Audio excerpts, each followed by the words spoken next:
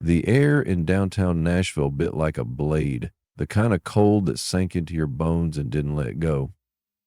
It was December 2025, and the neon glow of honky-tonk bars on Broadway cast long shadows over the cracked pavement where Samuel Sam Carter, age 67, shuffled through the night. His hands, gnarled from years of war and labor, were stuffed deep into the pockets of a threadbare army surplus jacket. The jacket hung loose on his frail frame, a relic of a life that once held purpose. Sam wasn't just another homeless man in the city's underbelly. He was a ghost of valor, a decorated veteran whose name had been etched in military records but erased from the world that moved on without him. Dim's boots, soles worn thin, scraped against the alley behind Rosie's Diner, a greasy spoon tucked between a pawn shop and a dive bar. The diner's kitchen vent hummed, spilling warm air laced with the scent of fried onions and bacon grease. He crouched near it, his breath clouding in the frigid air, savoring the fleeting warmth. It wasn't much, but on nights like this, when the temperature dipped below 20 DGF, it was enough to keep the cold from claiming him entirely. He wasn't begging, wasn't causing trouble.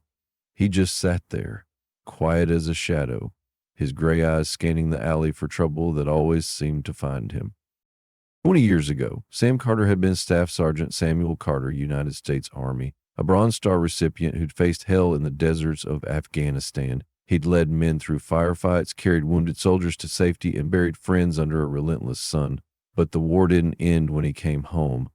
The scars, some carved into his flesh, others burned into his mind, followed him. Nightmares of Kandahar, the blast of IEDs, the screams of his squad. They haunted him still. The VA promised help, but their endless paperwork and cold bureaucracy left him with nothing but a diagnosis: severe PTSD and a traumatic brain injury that made his hands shake and his memory flicker like a dying bulb. His wife walked out during his second tour. His savings drained when construction jobs dried up, his body too broken to swing a hammer anymore. Foreclosure followed, then the streets. Now here he was, a hero reduced to scavenging warmth from a diner vent. The alley wasn't quiet for long. Blue and red lights flashed, cutting through the darkness like a warning shot. A police cruiser rolled up, tires crunching gravel. Officer Daniel Hayes, a young cop with a buzz cut and a chip on his shoulder, stepped out, his flashlight beam pinning Sam like a spotlight. "You again, old man," Hayes barked, his voice sharp with impatience. "I told you last week you can't be here. This is private property." Sam didn't move right away. He was finishing a scrap of cornbread, a gift from Rosie's night cook, Tommy, who'd slipped it to him through the back door. Tommy's dad had served with Sam in the Gulf War, a bond that meant more than words could say. "Just need a minute, officer," Sam said, his voice rough but steady, the kind of tone that once commanded respect. "I'm not hurting nobody." "Minute's up," Hayes snapped, stepping closer. "Owner's fed up. You're trespassing, and I'm done warning you." Sam stood slowly, his knees creaking, his arthritis flaring with every movement. He didn't argue. There was no point. He'd learned long ago that words didn't matter when the world had already written you off.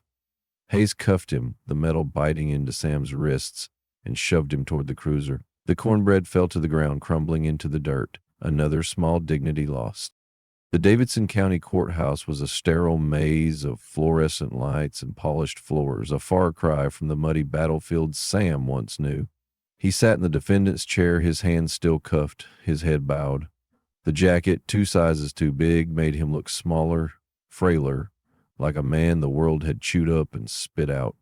At 67, his face was a map of hardship, deep lines etched by war, loss, and winter spent under bridges. His gray hair, thinning and unkempt, framed eyes that still held a flicker of defiance, though it was buried deep.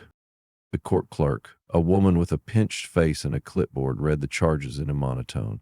Case 23C, City of Nashville versus Samuel Carter. Trespassing, public disturbance, resisting arrest. Sam didn't flinch.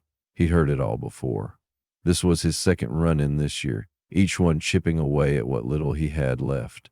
The charges were flimsy. Sitting behind a diner wasn't a crime in any moral sense. But the system didn't care about morality. It cared about order, and Sam, with his tattered clothes and invisible scars, was disorder personified. The prosecutor, a slick 30-something named Ethan Caldwell, stood with the confidence of a man who'd never known struggle. His suit was tailored, his teeth gleamed, and his voice carried the polished cadence of someone who'd aced law school on daddy's dime.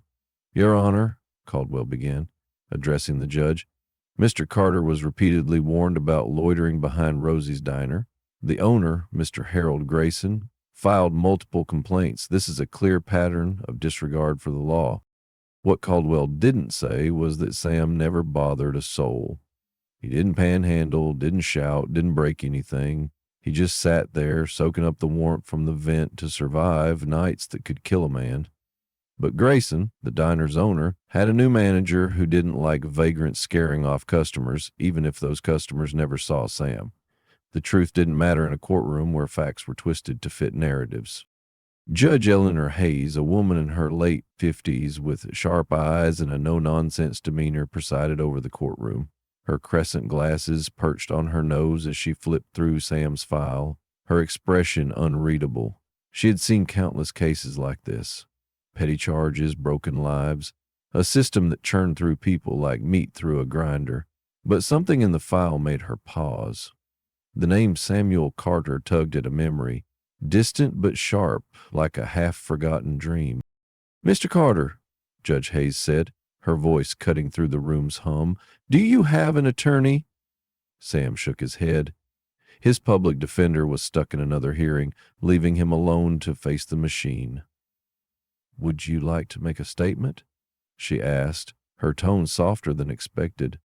Sam cleared his throat, the sound like gravel shifting. "No excuses, Your Honor. I was just trying to stay warm. Didn't mean to cause trouble." His words were simple, honest, but they carried the weight of a life spent fighting battles no one else could see.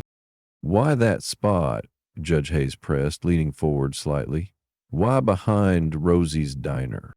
Sam hesitated, his eyes flickering with something like shame. "The cook, Tommy, he's a good kid. His dad was in my unit back in 91. He slips me food sometimes, known him since he was in diapers." Judge Hayes nodded, her pen scratching a note. She turned back to the file, her brow furrowing as she read further. The name Samuel Carter wasn't just familiar, it was a ghost from her past. Her brother, Captain Michael Hayes, had served in Afghanistan in 2003. He'd written home about a sergeant who'd saved his life during a brutal ambush in Kandahar, a man who'd run through a hail of bullets to drag him to safety. That man's name was Samuel Carter. The courtroom felt smaller now, the air thicker. Eleanor's heart thudded as she scanned the military records in the file. Staff Sergeant Samuel Carter, 1st Battalion, 7th Infantry, Afghanistan, 2003. Bronze Star for Valor. The dates, the unit, it all matched. She looked at the broken man before her, trying to reconcile him with the hero her brother had described. Could this be him, the man who'd given her family a few more months with Michael before an RPG ended his life? Before she could speak, the courtroom doors swung open. A man in a crisp navy suit strode in, his polished shoes clicking against the floor. He carried a leather briefcase and an air of authority that silenced the room. "Your Honor," he said, his voice smooth but firm. "Nathan Brooks for the defendant. I apologize for the interruption, but I've been retained to represent Mr. Carter." Sam's head snapped up, confusion etched into his weathered face. He hadn't hired anyone. He couldn't afford a lawyer, let alone one who looked like he'd stepped out of a corporate boardroom. Judge Hayes raised an eyebrow. "This is highly irregular, Mr. Brooks. The court wasn't informed of new counsel." "A recent development, Your Honor," Brooks replied unfazed. "I request a brief recess to confer with my client." Eleanor studied him, then glanced at Sam, whose eyes were wide with disbelief. Something about Brooks' presence, his calm certainty, stirred the room. The prosecutor shifted uncomfortably, sensing the tide turning.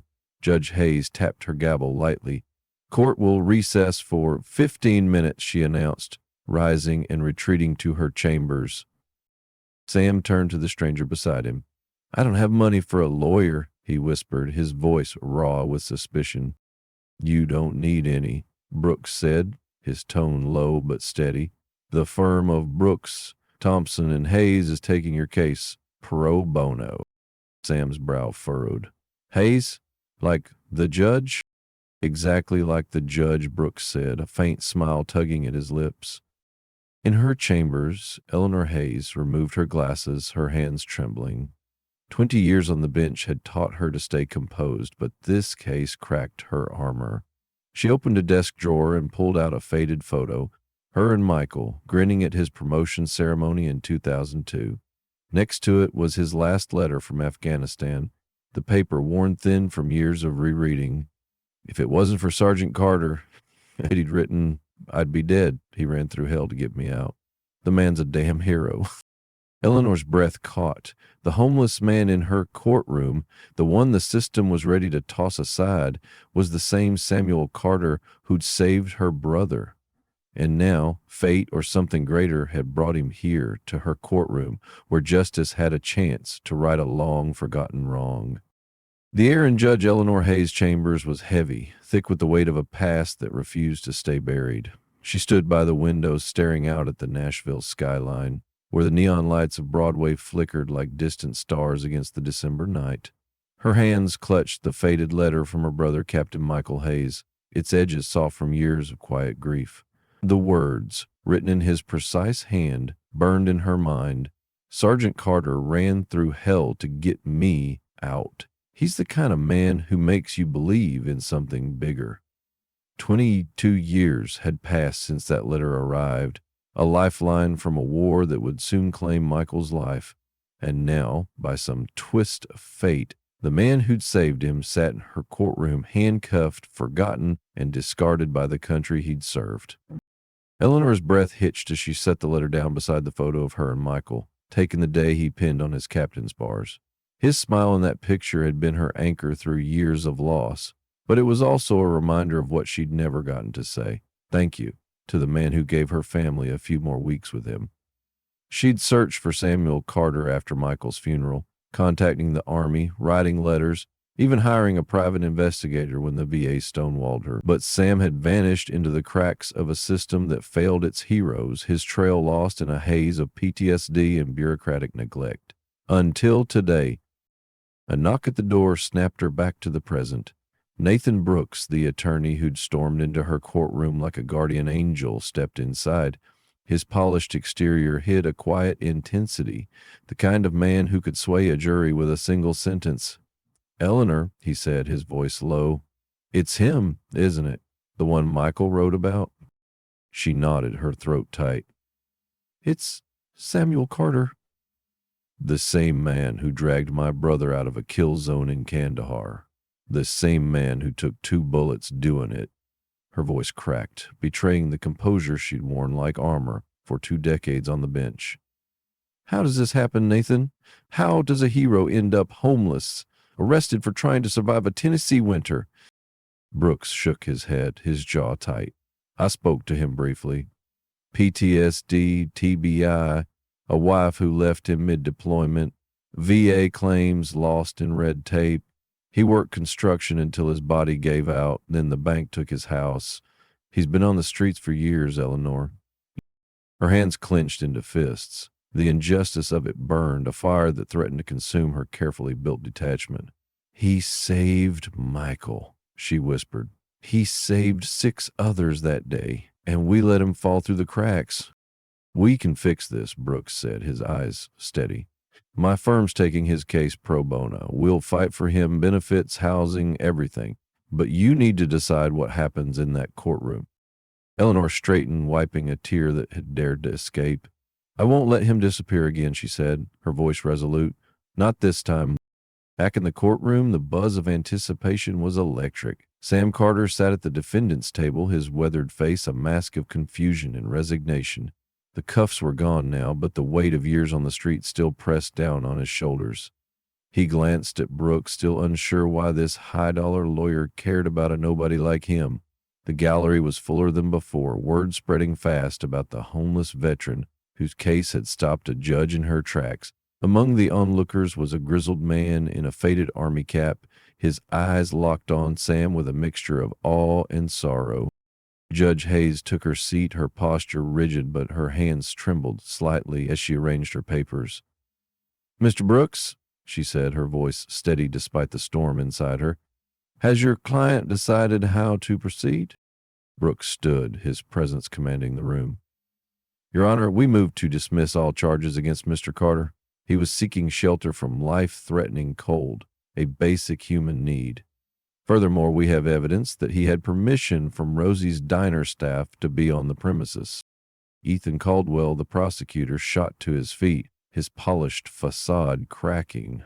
Your Honor, permission or not, the defendant violated multiple warnings. This is his second offense this year. We recommend community service and a 60-day ban from the downtown business district. A murmur rippled through the gallery. A 60-day ban would cut Sam off from the only shelter he knew, a church soup kitchen on 5th Street that served meals twice a week. It would mean nights under bridges, exposed to frostbite or worse. The cruelty of it hung in the air, unspoken but palpable. Judge Hayes raised a hand, silencing Caldwell. Before we proceed, I have questions for the defendant. She turned to Sam, her gaze piercing yet soft, like she was seeing him for the first time. Mr. Carter, your record shows a deployment in Kandahar, 2003 with the 1st Battalion, 7th Infantry, correct? Sam straightened, muscle memory from years of discipline kicking in. Yes, Your Honor, Staff Sergeant, U.S. Army. His voice, though hoarse, carried a quiet pride. And on June 12th, 2003, were you involved in an operation near the Arghandab River, escorting a supply convoy? Her words were deliberate, each one landing like a stone in still water. Sam's brow furrowed, memories stirring behind his tired eyes. Yes, man, we got hit hard. Taliban ambush, RPGs, small arms fire. Lost 2 men before we could regroup. Eleanor leaned forward, her voice steady but charged with emotion. And during that ambush, did you rescue a wounded officer, Captain Michael Hayes, under heavy enemy fire? The courtroom went silent, the air thick with tension. Sam's gaze drifted as if he were back in the dust and chaos of that day.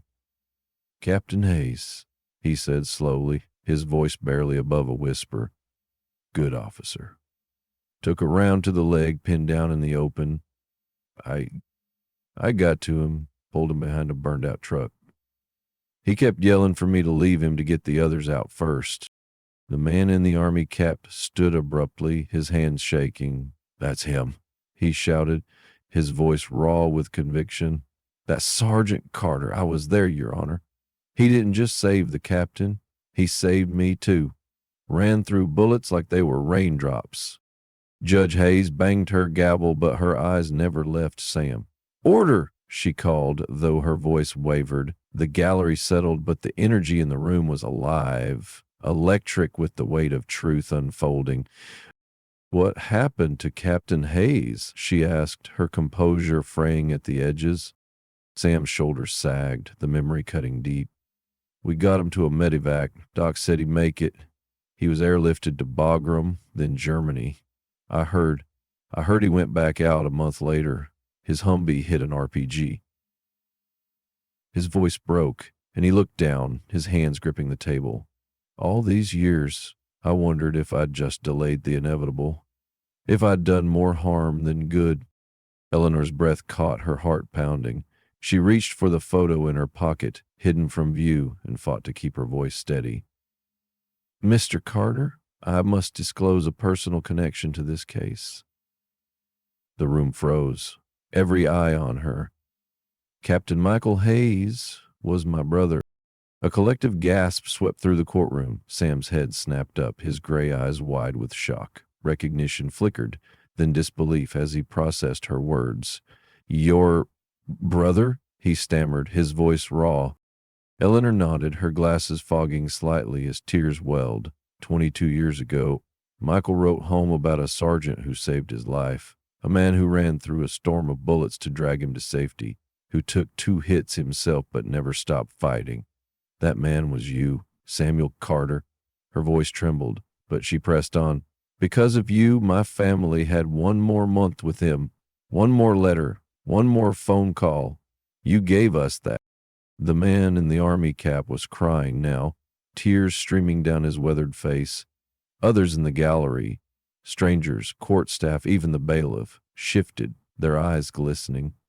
Sam sat frozen, his stoic mask cracking as the weight of her words sank in.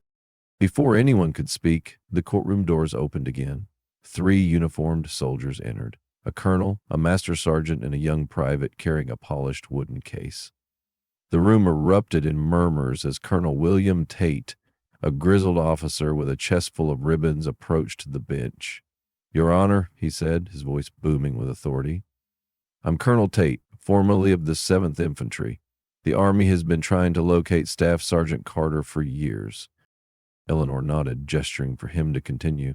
Tate turned to Sam, who stood instinctively, his old soldier's posture returning despite the pain in his joints.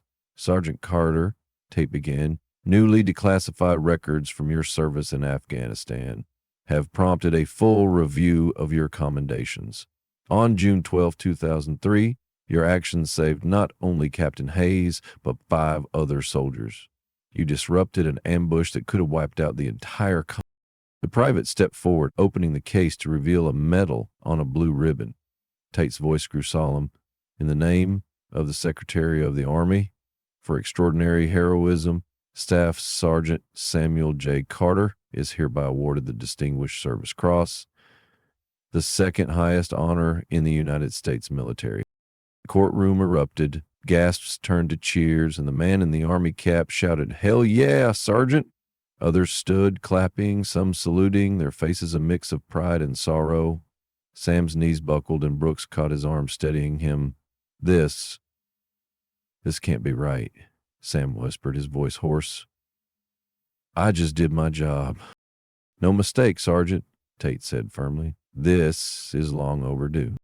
Eleanor wiped her eyes, her judicial restraint gone. "In light of these revelations," she said, her voice thick with emotion, "all charges against Staff Sergeant Samuel Carter are dismissed with prejudice." She slammed her gavel, the sound echoing like a gunshot. "This court is adjourned." But she wasn't done. Stepping down from the bench, she approached Sam, the distance between judge and defendant dissolving. "After Michael died," she said softly, "I tried to find you. The Army said you'd been discharged, honorably, but broken. I never stopped looking." She paused, her voice barely a whisper. "Michael wrote something else in that letter. He said you told him, 'No soldier gets left behind, not on my watch.' Today, Samuel, we're keeping that promise for you." Sam's eyes filled with tears, the first he'd shed in years. The room was a blur of faces. Soldiers, strangers, the cook from Rosie's, who'd slipped him food for years, all standing for him. For the first time in decades, he felt seen. Not as a vagrant, but as a man who'd given everything. As the crowd dispersed, Colonel Tate approached with a tablet. "Sergeant, your VA benefits have been retroactively restored, 100% service-connected, effective from your discharge. Back pay, medical care, housing stipend. You're not alone anymore." Sam nodded, overwhelmed, his voice gone. Brooks clapped a hand on his shoulder. "My firm will handle the paperwork. No more red tape, Sam. You're home now." In that moment, the weight of years, war, loss, cold nights under bridges began to lift. Sam Carter, the forgotten hero, stood taller, not just for himself, but for every veteran the system had failed. The courtroom, now empty, held the echo of a promise kept. No soldier left behind. The snow fell softly over Nashville, blanketing the city in a quiet that felt almost sacred. Inside a modest one-bedroom apartment in the Veterans Housing Complex on the edge of East Nashville, Samuel Carter stood before a mirror, barely recognizing the man staring back. At 67, his face was still weathered, carved by war and winters on the streets, but his gray eyes held a spark they hadn't in years. The apartment was sparse. A bed, a small table, a single lamp casting a warm glow, but it was his. For the first time in a decade, Sam had a door to lock, a roof to shield him from the cold, and a place to call home. The Veterans Housing Program, spurred into action by Judge Eleanor Hayes and Nathan Brooks' firm, had moved mountains to get him here in just 2 weeks. On the wall, a simple wooden frame held his past, the newly awarded Distinguished Service Cross, gleaming beside his bronze star and 2 Purple Hearts. painstakingly recovered from a storage unit auctioned off years ago. Each medal was a silent testament to battles fought, lives saved, and a country that had almost forgotten him. Sam traced a finger over the Distinguished Service Cross, his hands trembling not from age or injury, but from the weight of being seen again. He'd spent years believing his sacrifices had faded into the noise of a world that moved on. Now, here he was, a hero remembered. A knock at the door broke the silence. Sam turned, his old army instincts kicking in, and opened it to find Judge Eleanor Hayes standing in the hallway. She wore a simple coat, no judicial robe, her crescent glasses tucked into her pocket. In her hands was a small wooden box, its edges worn smooth by time. "May I come in, Sergeant Carter?" she asked, her voice soft but carrying the authority of someone who'd spent years commanding a courtroom. Sam stepped aside, still uneasy with the attention. "Just Sam, ma'am," he said, his voice rough but warm. "I ain't been a sergeant in a long time." "Then I'm just—" "Eleanor," she replied, a faint smile breaking through her usual reserve. She stepped inside, her eyes scanning the bare apartment, landing on the framed medals.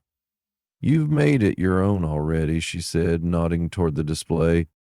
"Barely," Sam admitted, gesturing to the empty walls. "Still feels like a dream I might wake up from." They sat at the small table, the awkwardness of their shared history hanging between them like a fragile thread. Eleanor set the wooden box down, her fingers lingering on its lid. "I brought something for you," she said, her voice catching slightly. "Something I think you need to see." She opened the box and pulled out a bundle of letters tied with a faded ribbon. The paper was yellowed, creased from years of careful handling. "These are from Michael," she said, her eyes glistening. "He wrote to us every week while he was deployed. This one—" She slid a single letter across the table, her hand trembling. "This one's about you." Sam's breath caught as he took the letter, his fingers brushing the neat handwriting of Captain Michael Hayes. The ink was faded but legible, each word a portal to a day in Kandahar he'd tried to bury. He read aloud, his voice low and unsteady. "Mom, Dad, don't believe the news. I'm okay, thanks to Sergeant Carter. Yesterday we got hit hard. RPGs, gunfire, chaos. I was down, leg torn up, stuck in the open. Carter ran through bullets to get me. Took 2 hits himself, but didn't stop. He said, 'No soldier gets left behind on my watch.' He's the kind of man you hope to become." Sam's voice faltered, and he set the letter down, his eyes burning. "He was a good officer," he said, barely above a whisper. "Young, but he cared about his men." "That's rare." Eleanor nodded, wiping a tear from her cheek. "He looked up to you, Sam.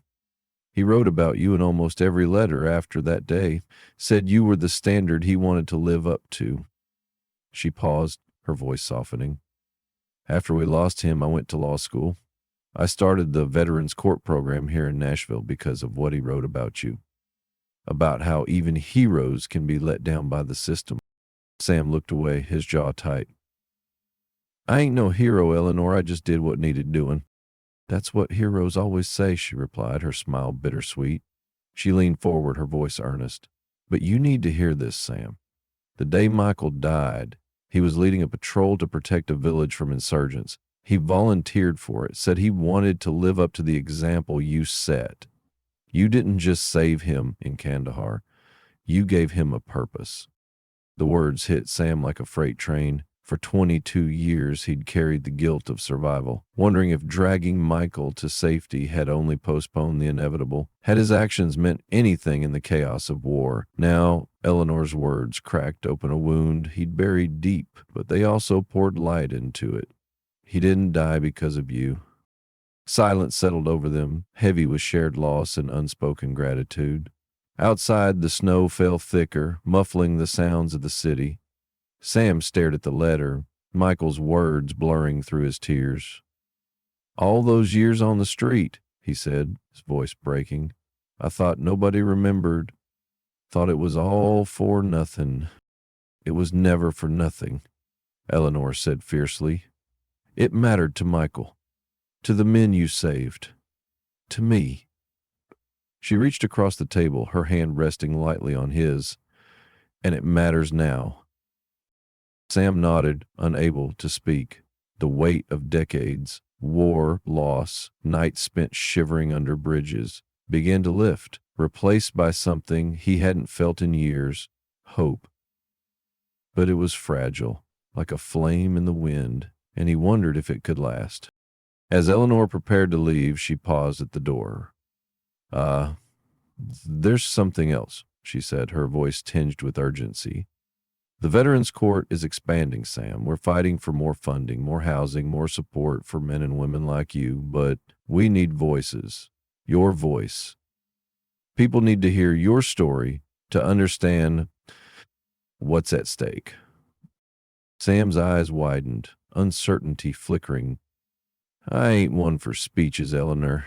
Never been good with words. You don't need to be, she said. Just tell the truth. Like you did in that courtroom, like you did for Michael. She left him with that, the door closing softly behind her. Sam stood alone, the letter still in his hands, Michael's words echoing in his mind. He walked to the window, watching the snow blanket the city. Nashville moved on below, honky-tonks blaring, tourists laughing, life continuing as if men like him had never existed. But for the first time he felt anchored, not adrift. Yet the moment was fleeting. A news alert buzzed on the small TV in the corner, catching his attention. A local station was covering the Veterans Court, but the headline sent a chill down his spine. City Council debates cutting veterans' housing funds. The reporter's voice droned on about budget constraints, about tough choices. Sam's hands clenched. He'd just gotten a home, a chance at a new start, and now the system was threatening to pull the rug out from under others like him. He thought of Tommy, the cook at Rosie's Diner, whose father had served with him. He thought of the man in the army cap who'd stood in the courtroom and saluted him. He thought of Michael, who'd believed in him when he'd stopped believing in himself.